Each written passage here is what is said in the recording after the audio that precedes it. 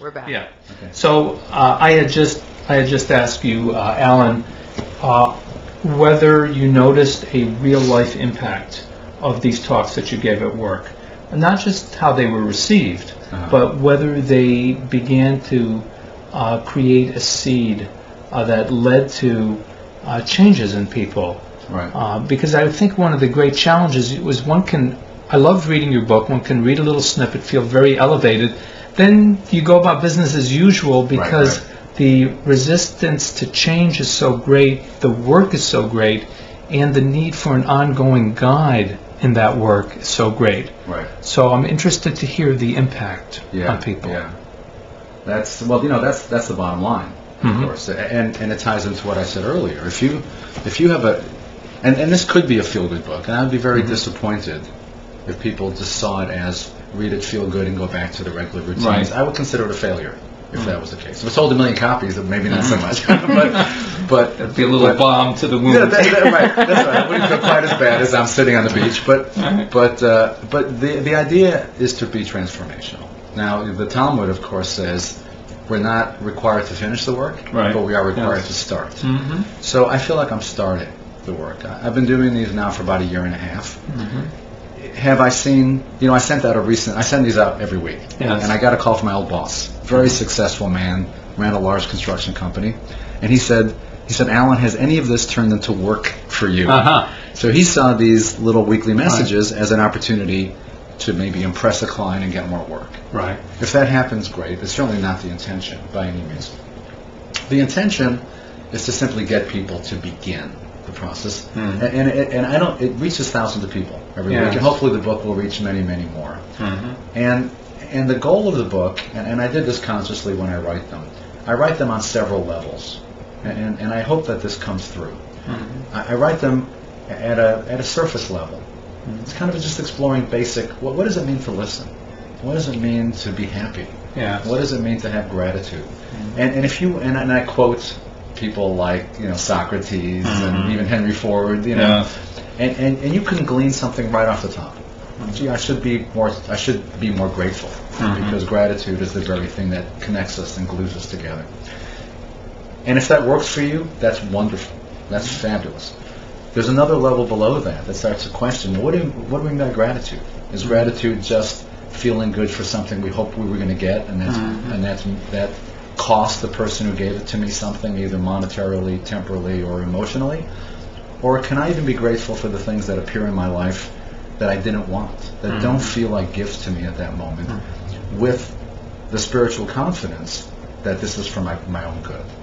That, in other words, maybe I was heading for the edge of a cliff, and this thing knocked me off, and it doesn't feel very good now because I'm in the dirt, and and my car is heading for the cliff, and I just bought the thing, and it's a beautiful Lamborghini. But to sit in that moment and go, I can be grateful because I have some confidence that this eventually is what I need. There's another level. There's a level below that, even. And that's more difficult to talk about, that really starts to connect the pieces of the puzzle to our very consciousness. And I try to touch those so that wherever you are, you can find something for yourself. Has it changed people? I don't know. I certainly hope so. And if it just touches, one person, one person is better than no people. And who knows where that person's going to go. Yes. Well, what you're describing right now brings it down to a level of faith. You go from the practical to the psychological to a level of faith. A level of faith that if something bad happens, that it's actually something to be, I can't say welcomed because we don't welcome things, but that there's a faith that something larger is unfolding. And there's a faith that there's some invisible matrix that holds everything together, which we can touch into or tune into with the help of the spiritual traditions or with the help of a level of faith or belief. Right. The question I have for you, Alan, is that I'm sure there are many people who would love to have this sense of belief, this sense of faith, but being brought up in a culture that focuses the rational mind, the scientific mind, the objective mind, that has rejected to a large degree beliefs that can't be tested, seen, and that not only helped people but controlled people for many years. Right. People that really want to have this faith, but their mind literally doesn't let them. Right. Their mind rejects. How would you talk to someone like that? Wow, I'm asking you easy questions today. Yeah, nothing simple here. Wow, well, what a great question, and that's a question for any teacher. Mm-hmm. How do you reach a student at a level that stirs them? Mm-hmm. Because you can pile facts on somebody all day long. Right. Facts don't change anybody. Mm-hmm. Facts go into your head. They make you smarter. They make you sound smarter, certainly. Right, yes. And maybe if they sit there long enough, they percolate down to your heart in a Mhm. way that can actually change you.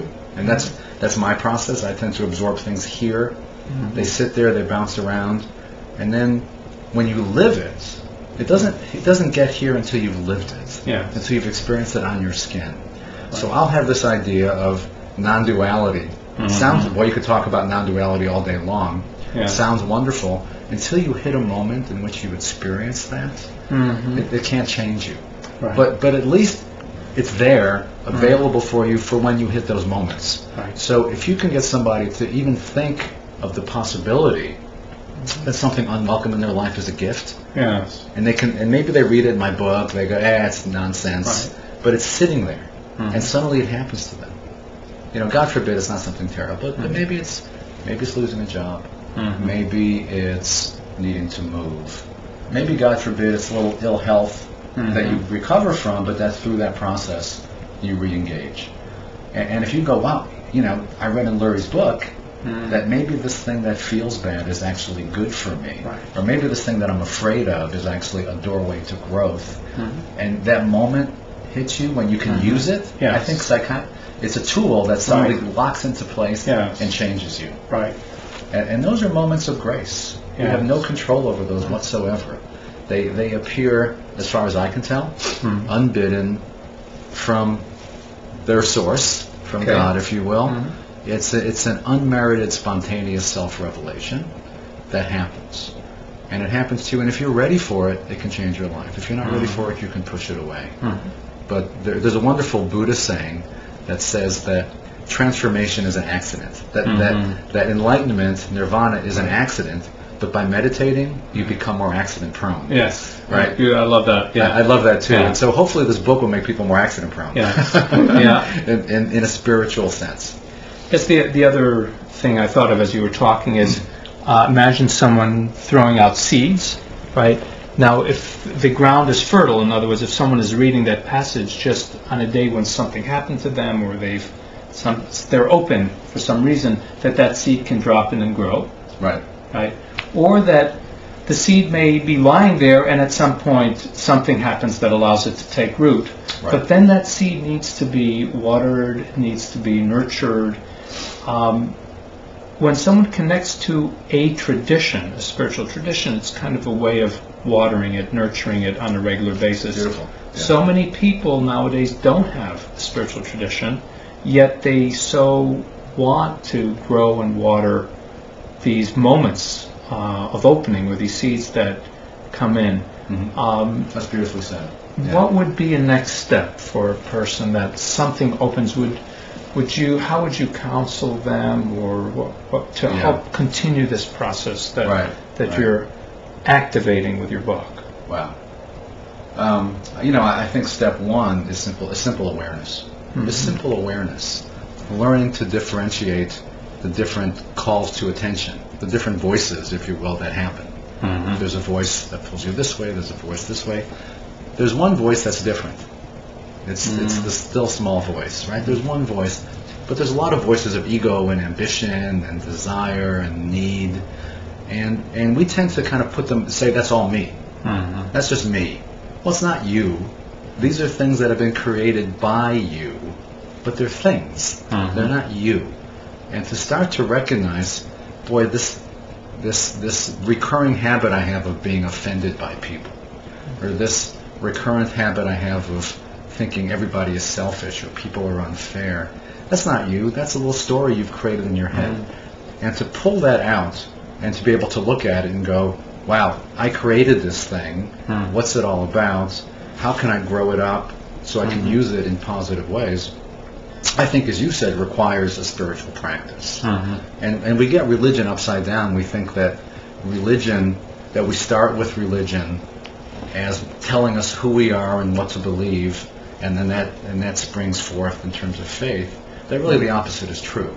That you have that moment of opening, and in those moments you can use religion, the tools of religion, to help you water and fertilize that thing. And that's something that's available to you.